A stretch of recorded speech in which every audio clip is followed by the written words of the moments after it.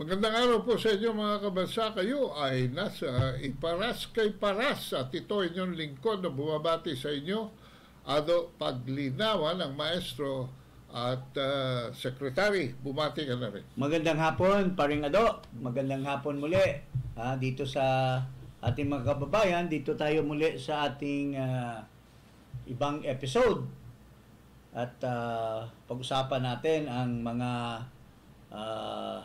bagay-bagay, lalo na itong mga patutsada nila kay Sara Duterte, ating Vice President. Pero ngayon they have the surprise of their lives because she is fighting back. She is acting like a real Duterte na hindi umaatras. Although siguro ang masasabi ko kay Vice President Sara, wag masyadong patulan natin yung mga small fry lang na gustong sumakay lang sa iyo. Pero if the issue is great and if the issue is for the Filipino people, we are all behind you, Madam Vice President. And wag kang magpatinag maski kanino. So dito may interview sa kanya, pakinggan natin kung anong masasabi natin bilang mga kagaya ni Paring Ado, avid supporter ni Vice President. Oo. Ako, it goes without saying because I was the political advisor of President Duterte in the cabinet during his towards the end of his administration. So it goes without saying, pero ito po, pakinggan natin si Madam or Ginang Vice President. Ipagdasal natin ang Pilipinas dahil we have a Secretary of Justice na hindi alam ang batas. There is a big difference between talking about desecration a body and actually desecrating a body. Talking about desecration of a body is not desecration of the dead. Dapat sana siguro as a lawyer maintindihan niya yon kagad, but apparently sabi nga ng iba, pag mabilis ka meron talagang mga mabagal ang pick up.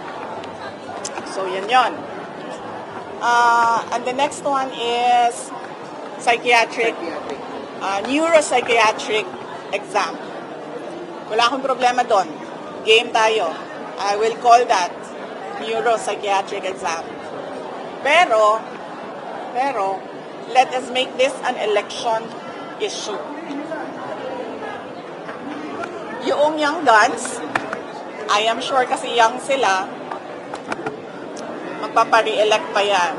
They are running as re-electionists. So, ang gagawin natin, 2 tests sa akin. Kasi sinasabi nila, unstable daw ako. Paningin ko naman sa kanila, unstable din sila. 'Di ba? Kasi bakit? Aatake sila, pag sumagot yung inaatake nila, nagagalit sila. Tinatawag nilang unstable. Para sa akin, unstable din kayo. Bakit niyo ako inaatake? 'Di ba? So, I will do 2 tests, neuropsychiatric exam and drug tests.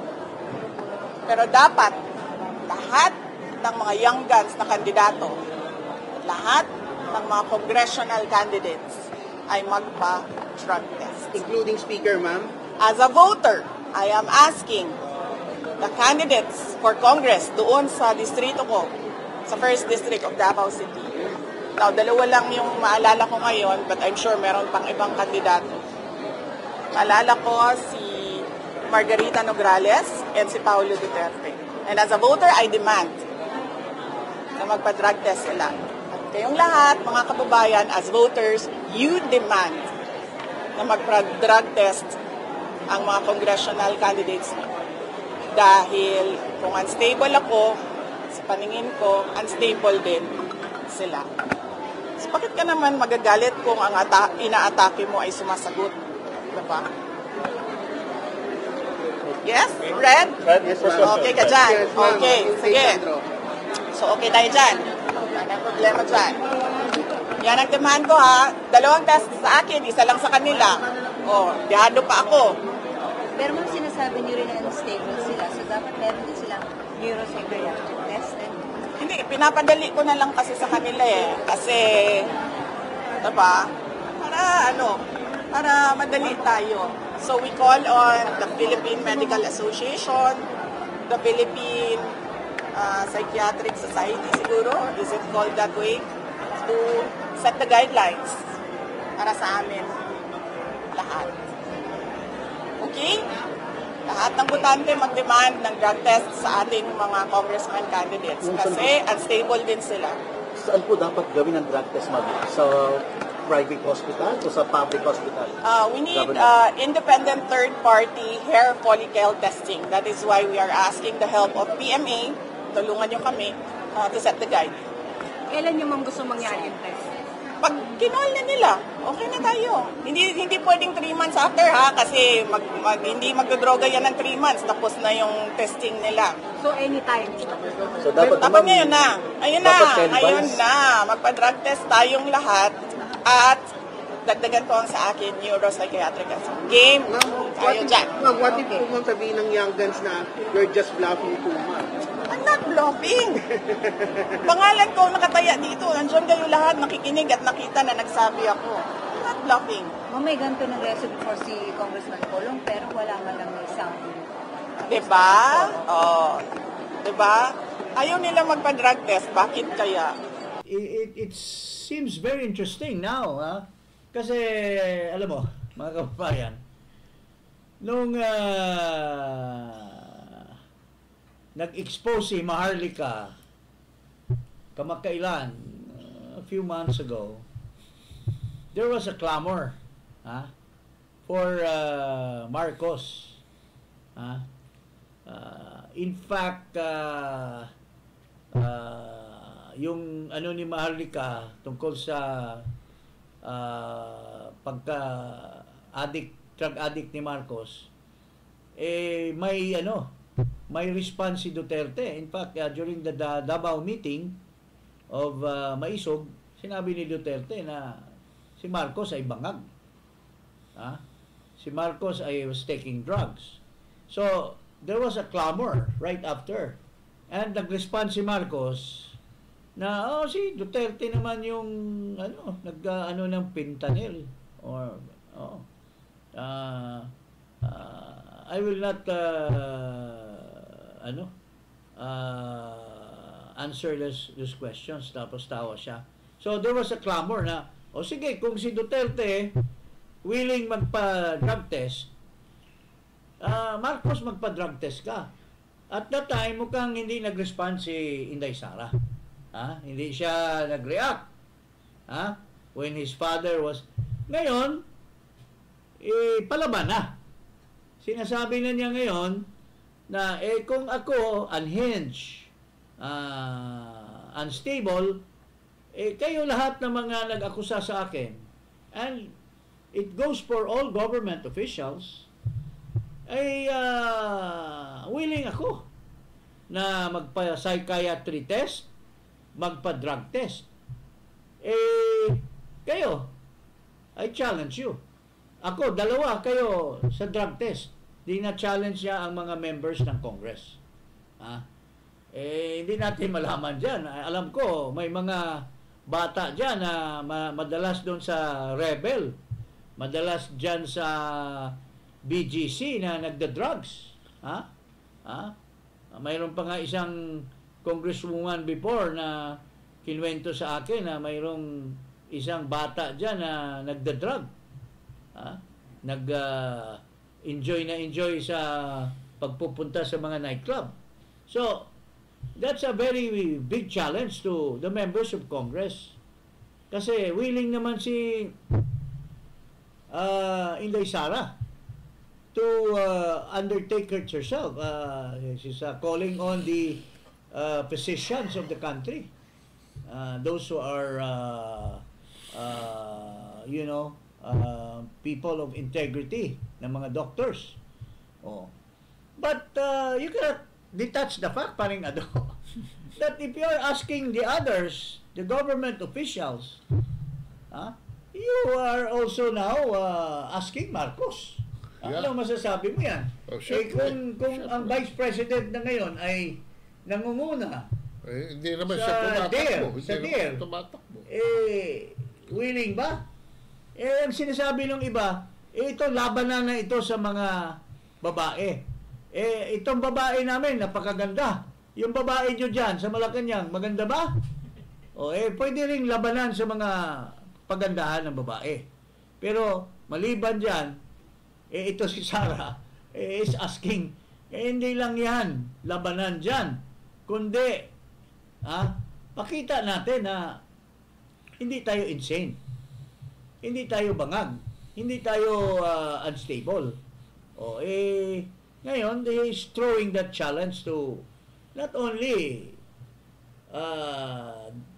the members of Congress, but everybody, even governors, even mayors. And I think the COMELEC should, in fact, come up with under the Constitution. The COMELEC is a constitutional body. It can promulgate its own rules of procedure.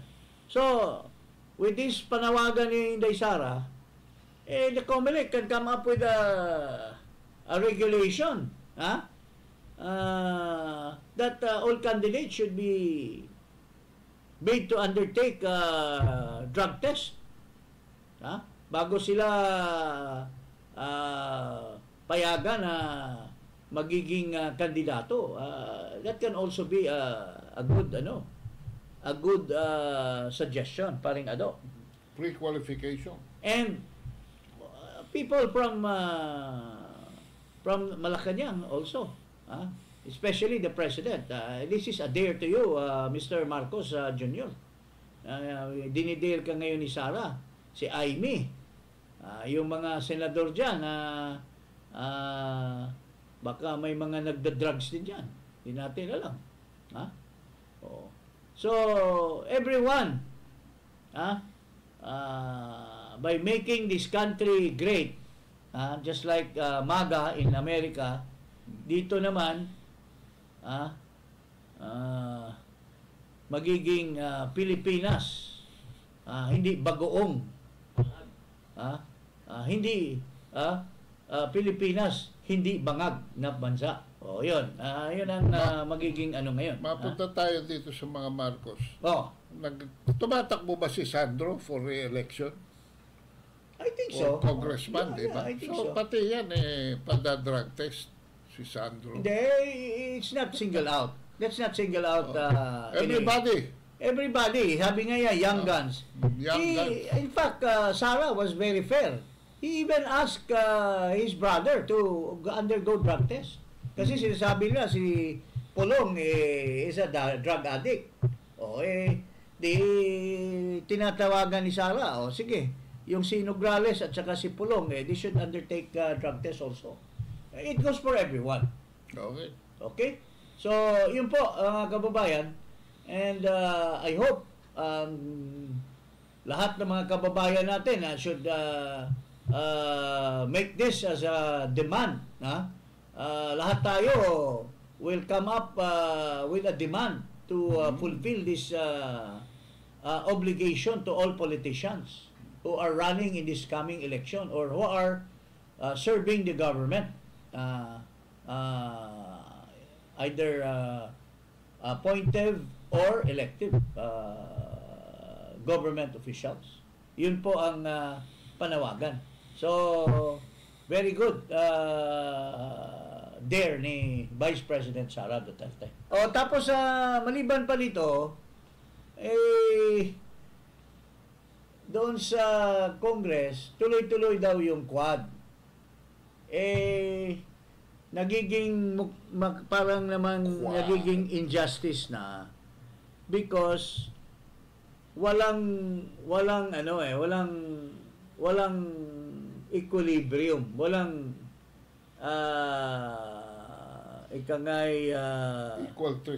equal treatment. Kasi Level ang mga playing field.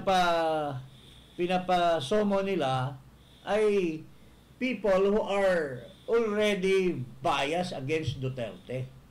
People who have axe to grind against Duterte. Bakit hindi rin, once upon a time, pinapakita nga natin sa isang ating episode na yung chairman, si Ace Barbers, has praised Duterte during his time. He even gave him an A for going against drug menace. Bakit hindi rin niya equally ipatawag din yung people who have made it possible for the war on drugs to be very successful? Bakit yung papatawag niya yung mga kalaban lang? Dapat magiging fair, di ba? Tapos kalaban din ang mag-i-interview. Patawag niya si General Anyo. Kasi siya ang head ng DILG. Patawag niya si Lorenzana. Patawag niya si Agbayalde. Si General Bato. Let them also testify. Kasi ito lahat, although para sa akin, ito lahat na war on drug or extrajudicial killings, these are all pro forma. Kasi wala naman katuturan ito because even if they will use this as to demonize Duterte, wala rin bisa ito if Duterte will be summoned by the ICC. Kasi the law says it shall be the judicial system. Hindi naman judicial ito These are political hearings. And for sure, if they have findings, you have to bring it to the court and let the court decide under the rules of court, the law on evidence. Kung puro patawag, walang ibang katuturan ito kundi paninira puri lang doon sa mga kagaya ni De Lima anong pinagdadaldal nitong De Lima na ito, nakalabas pa lang sa Quadra kung ano-ano nang pinagsabi. Ito, kinggan natin. Nabanggit po kasi ang tungkol sa Quarry mass grave at kung isipin ko palang kahindik-hindik ito, Mr. Chair, kaya pasintabi na lang po sa ating mga kababayan na baka sa ganitong oras ay kumakain habang nanonood sa Quadcom hearing. Mr. Chair, meron po bang binigay na description yung kung sino mang witness patukol sa paano ba na-facilitate ang ganitong mga mass grave? Paano gumagana yung, paano hinandle ang ganitong mga mass grave? Mr. Chair, Your Honors, kasama po kasi sa organizational structure ng DDS ay yung pinakita po kanina na there is this SPO4 Bienvenido Laod as team handler and in charge of the Laod Quarry Mass Grave. Nandyan din po yung si SPO3 Jim Tan as team handler and in charge of the Mandog Mass Grave. Doon pa lang ho, nung nag-iimbesti kami sa 2009, may mga nakapagsabi na po sa amin na meron ganyan na mga mass graves kung saan tinatapon yung mga naging biktima ng DDS. Now, sinubukan ho namin na puntahan yung sa Laod Quarry. Kaya lang, nung pagdating po namin doon, mukhang hindi ho namin naabot yung exact location kasi the Laod property is a hilly part. Medyo ano po yun, parang hill. And then, akala namin hanggang dun lang at a certain point, nakakita kami ng ilan-ilan, konti lang, na human remains, skull. Pero, we learned later na hindi naman pala doon yung mga talagang mass grave of that property. It was in a higher portion of the Laod property, na nandun nga daw po yung karamihan ng mga tinatapon nila na mga pinatay. I think tayo mga kababayan, lalo na yung mga matitino na Pilipino. Bakit natin papakinggan ito? Ha? Ito, dapat nakakulong na sana ito. Pinakawalan lang ni Marcos.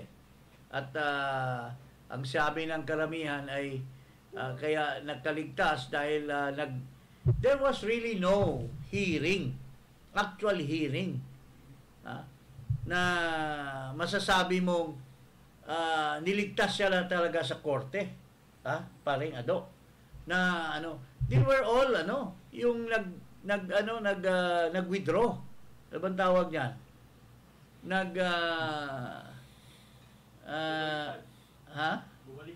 Bumaliktad lang yung mga witnesses. So they were not really given a chance. So as to whether they were paid, they were helped by Marcos, or they were helped by people around Marcos para makaligtas ito, kung ano-ano na naman pinagdadaldal ngayon. Alam mo, madam, with your respect, yung pinagsasabi mo, 2009, 2009,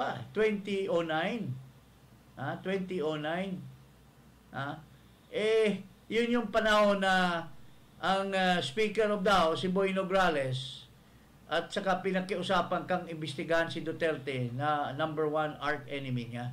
Kaya nag-iimbestiga kanyang mga DDS na yan, yung mga killing sa Davao.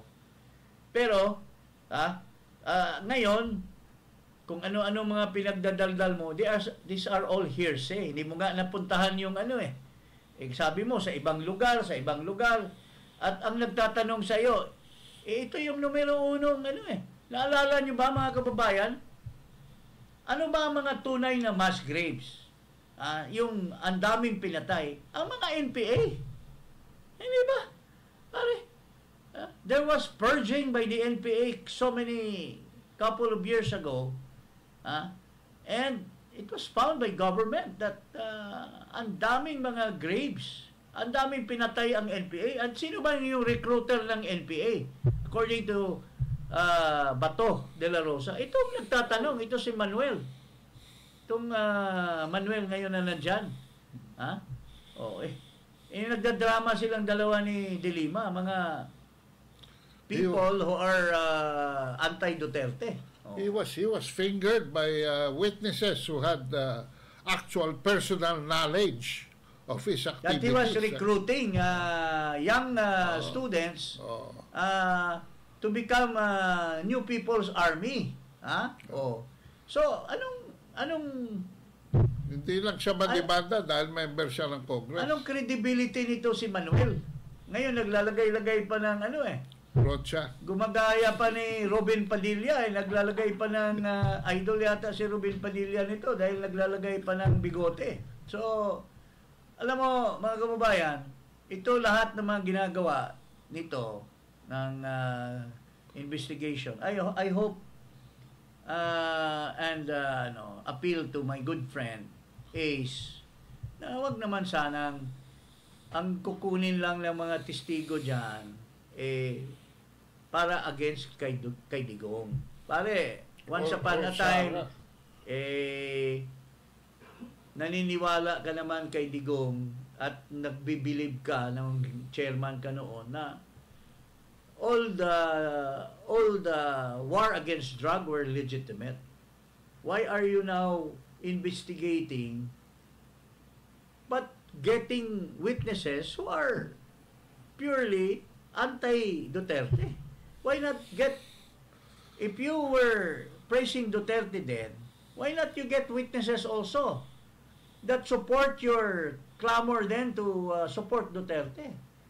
And let them present also the true state of the war on drugs in Duterte's time, where you praised him so highly. Dapat ganun dapat ang fair and square na investigation dyan sa House of Representatives. I remember we were together in the past. Siguro in the past Congress. I know you are a very fair guy. You were very fair. We had good times together, and we believe in equity, fairness, and ano. So, why should we be carried away by a new administration that brings us to injustice? Wag naman sana. Ayun lang po ang appeal natin. With due respect. Wala po tayong kalaban, wala po tayong pinipersonal dyan. We are just on the surface na dapat naman sana ang gobyerno, ito dapat ang direksyon ng gobyerno. Fair and square. Yun lang po mga kababayan. Maraming salamat po. Magandang hapon.